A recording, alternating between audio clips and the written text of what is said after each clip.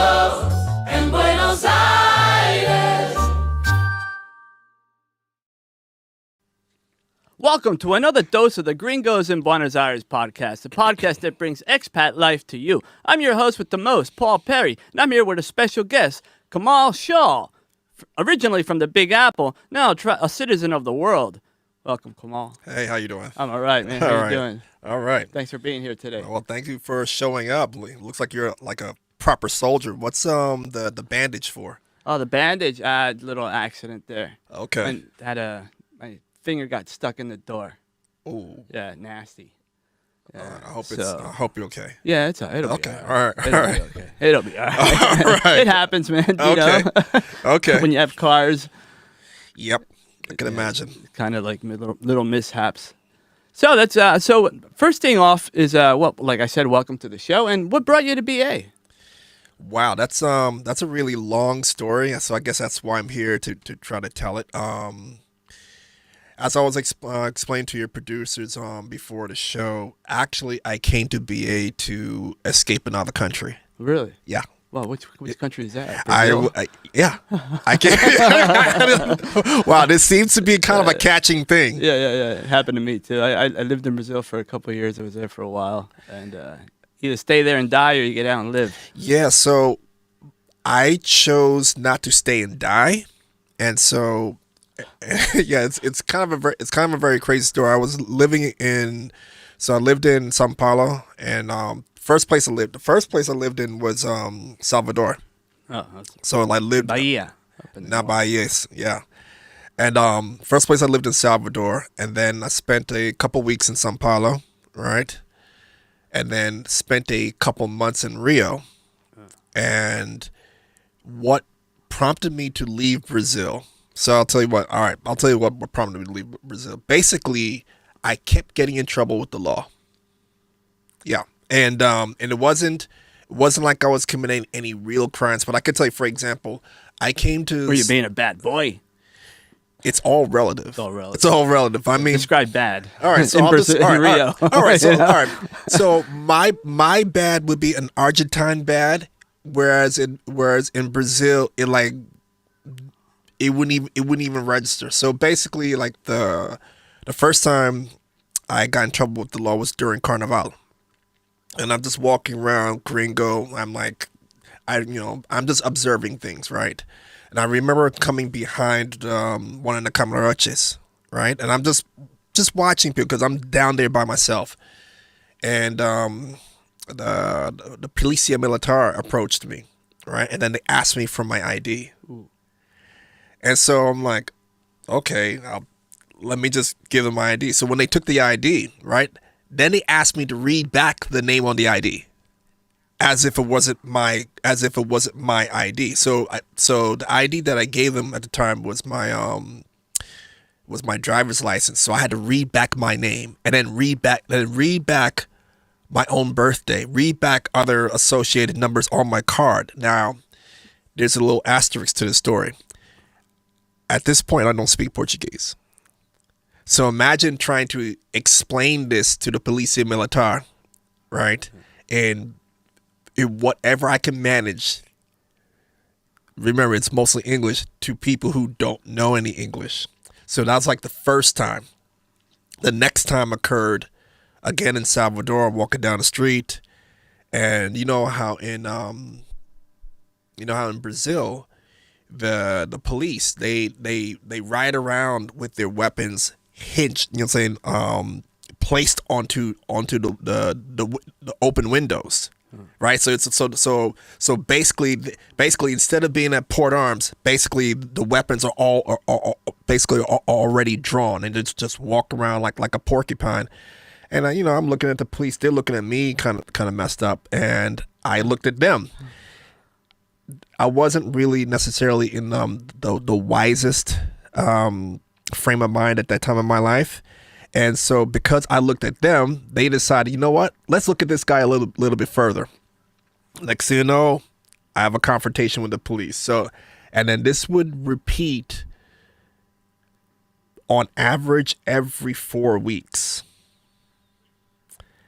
And it's kind of annoying after a while. Well, Well, I'm leaving parts of the story out, so I'm not talking about all the times they drew weapons. Oh. Yeah, so like for example, that second time, like I'm literally facing 4 loaded machine guns. Right. The next time I had a weapon placed into the small of my back, because the accusation that I was frequently confronted with was like, okay, is this guy a trafficant? Is he some kind of drug dealer? It's like, no, I just happen to be wandering around by myself. So the last incident spooked the hell out of me, and I was like, I got to get out of this country, because my odds of survival, like one of these encounters one of these encounters were bound to go badly. Yeah. And since I'm in this country by myself. What were you doing there? What was the purpose of being in Brazil? So in these cities? Good question. So what happened was that I had I don't want to say a high profile job, but I had a job with a property management company in New York City. And it was like very, very high end. So the clients were all put it like this. Let's roll the clock back. The clients that we had at the time were all like early investors into properties in Tribeca. All right. And so there were like several A-list celebrities who owned these properties. The owner of the property management company and I did not get along very well. So when that relationship was terminated, my thing was like, man, my name is mud now, because I was associated with this guy, and this guy, may have said some things adversarial to my own reputation, because when you operate in a niche, all it takes is just one person to destroy you within a niche.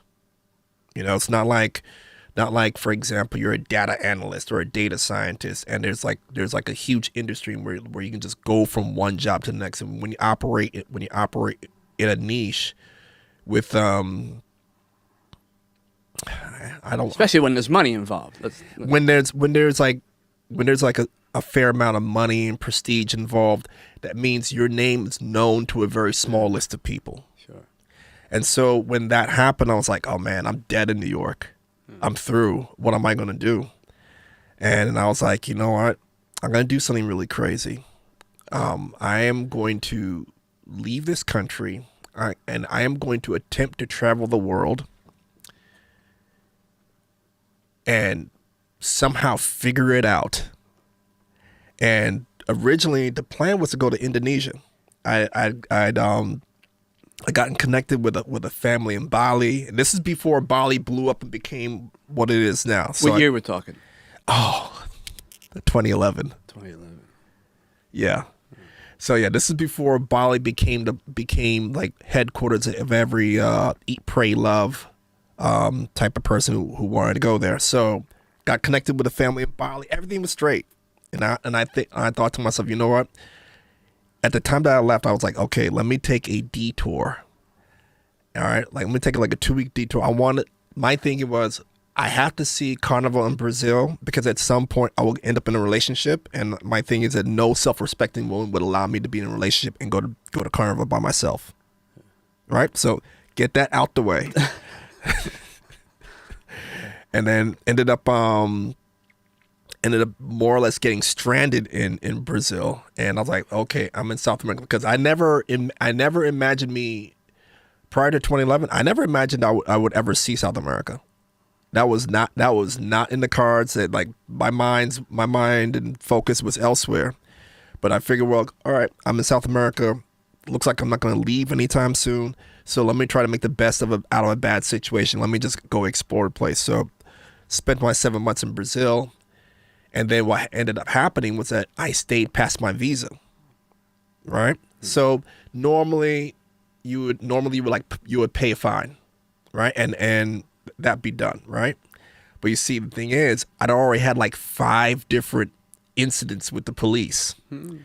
And so a girl who was I was dating at the time told me, hey, you have to go to the police civil to to square away your visa situation. At this point, I was already beyond spooked, having to deal with the police. Because to me, it's like, to me, there was no difference between Polícia Federal, Polícia Civil, to Polícia Militar, right? I'm totally ignorant. My thing was like, I'm not going to go to them when I've had all these other incidents with them. So I was like, you know what? I can't leave this country by plane, because if they catch me, I'm in a Brazilian jail. I'm by myself. Like, that's game over. So I had a very crazy idea. My idea was to Across the pond in Bolivia. well, I wasn't thinking Bolivia. I was thinking, all right, let me head south.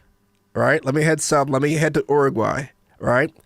And if my thinking was, if there's any issues with Uruguay, I was in a very different frame of mind. My thinking was, if there was any issues with Uruguay, I will just take off running for the Uruguay River. I'm just not, like, I was scared of Brazil at this point. Yeah. And crossed over into Uruguay, and that was a whole separate adventure. I did get caught by the Polícia Federal. Struck a deal with them. Struck a deal with them, and so they let me go. You know, go into Uruguay. Stayed in Uruguay. Loved Uruguay. Loved Uruguay. And Which parts? Which cities? so I was in Montevideo. So the first place I lived in Uruguay was Montevideo. So I was in Ciudad Vieja. Yeah. So I was like, right. It's a mini Buenos Aires. It's like a mini Buenos Aires. And so everyone kept telling, oh, if you love this, you have to go to Buenos Aires. You have to go to Buenos Aires, right? Now, there's a little bit of background, right? So in your introduction, you introduced me as having come from New York, and that's true. But my background is I grew up in a lot of different places. The place that I kept coming back to was New York. So I'm originally from Miami Beach. All right. So there's a reason why I'm bringing this up. So the popular conception that's been taught to me from time I was young, right? From time I was young, it's like, oh, Argentina's racist, blah blah blah, right? So my thing was I was never ever going to come to this country, right? Never ever. But Because you heard it was racist? yes, before I got here, so Brazil has spooked me. It was like, okay, no one told me Brazil was crazy, right? I knew it was crazy, but I didn't know they were I didn't know they were that form of crazy, right? Spent time in Uruguay. Now Uruguay, I was like, okay, this is nice, but it's digging into my pockets, right? Expensive. It's expensive, right? And so everyone's telling me, well, if this is expensive to you, because I'm basically just drifting and everything, if this is expensive to you, then you should go to Buenos Aires. And I was like, man, do I really want to go to Buenos Aires? Like, I'm here in Uruguay, everything's chill. It's still chill because almost nothing happens in Uruguay, you know? And I was like, do I have to go? And I was like, okay, I think I'm gonna have to get ready to go, right? So now I turn on the TV, right? First thing I see right before I come to Argentina, I see El Monumental on fire. Monumental, the stadium. Yeah. So River Plate burns down their stadium the day before I arrive in Argentina. So imagine what's in my mind. That, okay, Yeah. you're heading to this racist country. These people are crazy. They're burning down their stadium. Okay, the night before you're set to arrive. All right. So already I'm like, They're going to love me. yeah, exactly. So my mission at the time was like, okay, when I get to Buenos Aires, if these people treat me messed up, I'm telling all my friends. I'm telling everybody, stay the hell away from this country. Stay. Can I curse? Yeah, sure. Okay. Why not? All right. So I'm telling everybody, stay the fuck away from this country. All right. Because basically I was relaying my experiences to my friends in New York. So I'm like, okay, if I see any racism, I'm letting everybody know. Right. So I take the Buki bus. The boogie. The Buki bus. Right. Yeah. And I remember I remember taking that long ferry ride. It's like, There's, wow. there's two of them. There's the slow one and the fast one. There's the 1 hour one and the 3 hour one. I took the 3-hour one. At that time, I always took the 3-hour one. I didn't even know there was a fast one. I think there is a fast There's a fast There's one? one that's really fast where everybody pukes on it. Yeah. Okay. So I remember coming into the port. You know, it's like airport aduanas. Okay, but everything's fine. And I'm like, okay, where's racism? Where's racism? Where's the racism? Right. And then the whole time I'm running this internal monologue because it's kind of like you when you watch science fiction movies and the android has that reticle. That reticle, you can see all the numbers. That's how I was thinking. I was like, okay, I have scopes on everything, right? And then taxi pulls up, right? Taxi pulls up, and the guy say, "Hey, where you going?" In Spanish? In English? Well, he started off in Spanish, but of course, people figure out very quickly I'm a gringo, and then literally from the moment I got into the taxi, my experience in Argentina was the complete opposite of what I've been told all my life.